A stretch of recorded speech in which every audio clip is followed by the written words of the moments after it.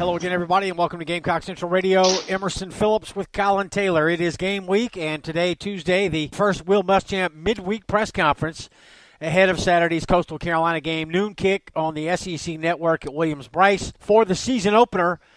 So, Collyn, Muschamp went for about 23 minutes today, and everybody was upbeat and excited about the start of football season, and he opened talking about Coastal Carolina and the fact that their head coach, Joe Moglia, sat out last year due to health problems, and he's back on the sideline this year. Yeah, and we talk about being upbeat. For a lot of fans, that the start of camp is kind of the unofficial start of football season. But for me as a sports writer, it's always been that first midweek press conference with Muschamp. So it's good to be back. But, Muschamp made sure to start first about Coastal's head coach being back, said he's glad to see him back on the sidelines and back to fully healthy. And you never want to see someone go through that, but Muschamp was very excited about seeing him back on the sidelines and being able to coach against him coming Saturday.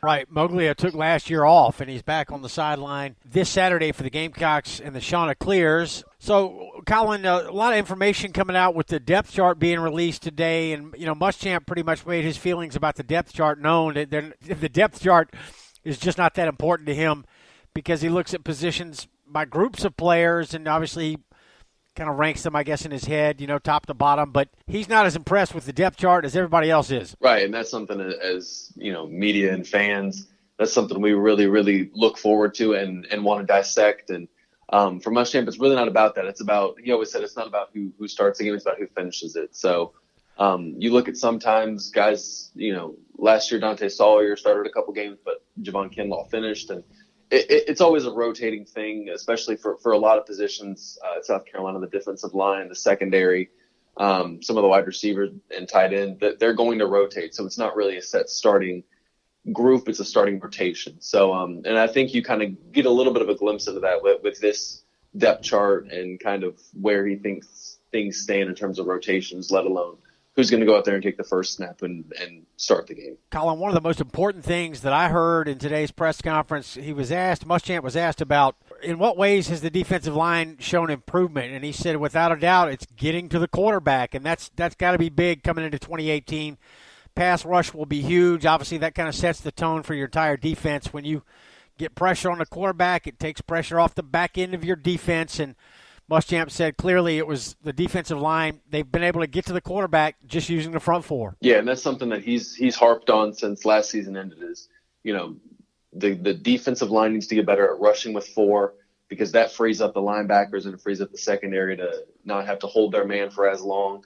And if they can get to him in 2 or 3 seconds, then that means that cornerbacks and linebackers only have to, cover for 2 to 3 seconds. So he's really, really impressed with that. And, Javon Kinlaw, Aaron Sterling, Keir Thomas, those guys have really stepped up, and getting Bryson Allen Williams back is another one that's, you just add more speed to the edge there, which is going to help. Okay, let's stay with the D-line here, Collyn. The depth chart was released today. Aaron Sterling named a starter opposite DJ Wanham, and that means Shameik Blackshear will play in a backup capacity, but he's going to play inside some as well, and he'll play on the end. And Muschamp talked about Blackshear, how he's been impressed with him, and he talked about Keir Thomas and Javon Kinlaw, and he said the whole group is playing well. Yeah, and Blackshear's a guy that they have high hopes for this year. He's definitely going to be in the rotation.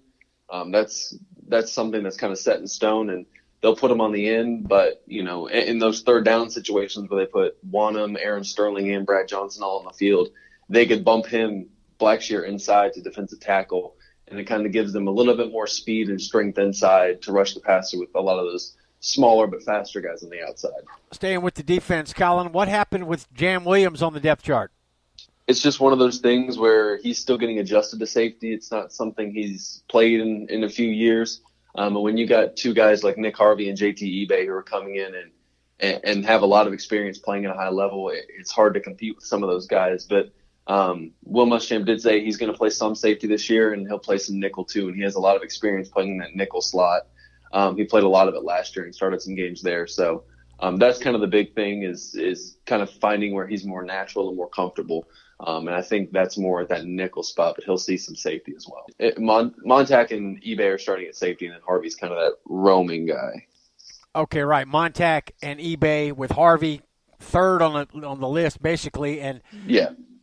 So it's Rashad Fenton and Keeson Nixon starting at corner. So Williams is essentially left without a starting spot. Yeah.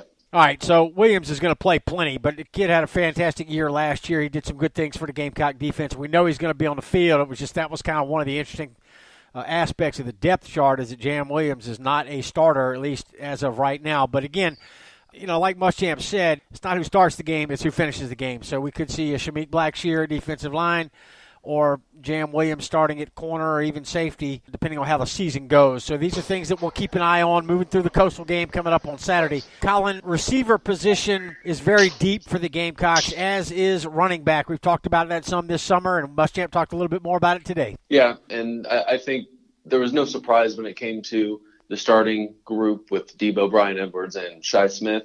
But one of the biggest things that jumped out to me was how Josh Vann has essentially skyrocketed and is in that number one slot behind Debo. He's had a great camp from everything that we've heard, from what they've said publicly about him.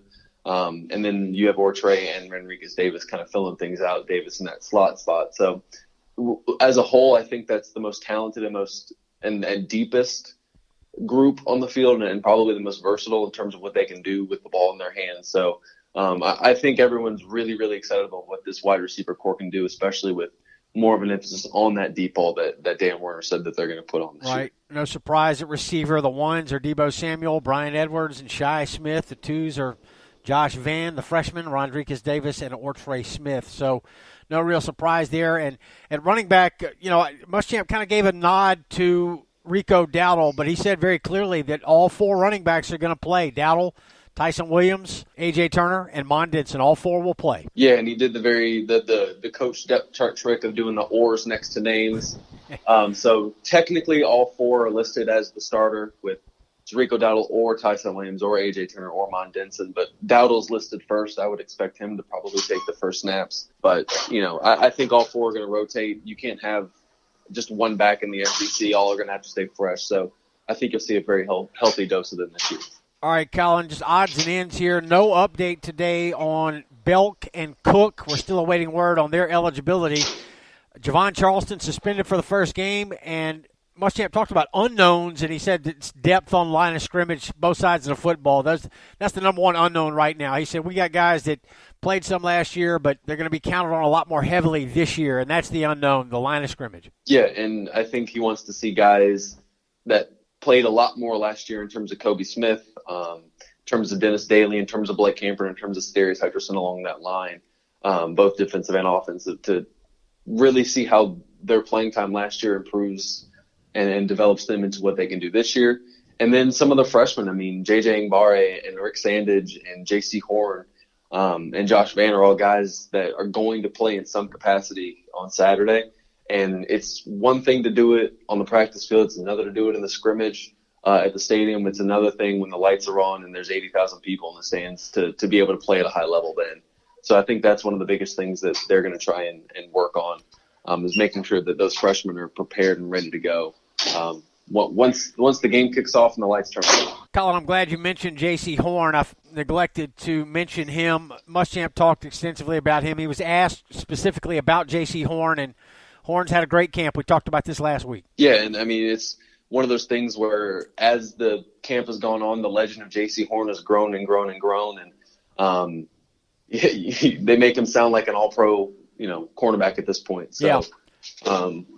But he's definitely a guy that's going to play. He's in the nickel package, and Muschamp said that you might see him a little bit at corner this year just because he's so long and he uses his length well.